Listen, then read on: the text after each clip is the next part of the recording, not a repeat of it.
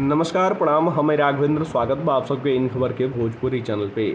उत्तर प्रदेश के मऊ जिला की घोसी विधानसभा सीट पर 5 सितंबर के होखे वाला उपचुनाव खातिर रविवार के भाजपा द्वारा रैली का आयोजन कल गई। घोसी तहसील के सराय सादी में भाजपा प्रत्याशी के पक्ष में आयोजित जनसभा में डिप्टी सीएम केशव प्रसाद मौर्य अहंकार भरना उनके द्वारा समाजवादी पार्टी पर जम के व्यंग्य बाण छोड़ल गई।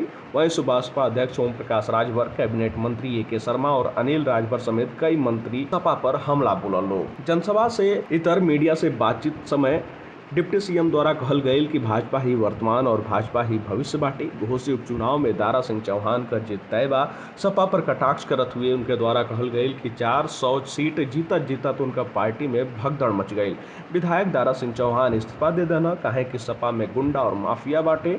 वहीं सपा के कांग्रेस के समर्थन पर बोलना कि कांग्रेस के समर्थन देने से कोनो फर्क ना पड़े, सपा समर्थन का भीख मांगत दिख रहा बिया। वहीं आपके बता दें कि डिप्टी सीएम द्वारा कहल गई कि हमारे के कार्यकर्ता विरोधी के 10-10 कार्यकर्ता पर भारी बाटे। हमार सरकार में हर जात हर वर्ग का हित सुरक्षित बाटे।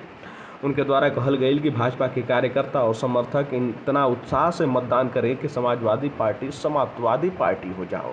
आपके बता दें कि जौना तरीका से भाजपा अपने बड़े बड़े नेताओं के चुनावी मैदान में उतार दिले बाटे, वही तरीका से समाजवादी पार्टी भी अब ये चुनाव में प्रचार प्रसार में एकदम दमखम से जुट गई बाटे। राम गोपाल यादव घोसी में डेरा डाल चुकल बाने और दोनों तरफ से वार पलटवार का दौर जारी बाटे। अब देखे कि हुई कि का कुछ नतीजा निकल के सामने आ रहा बा।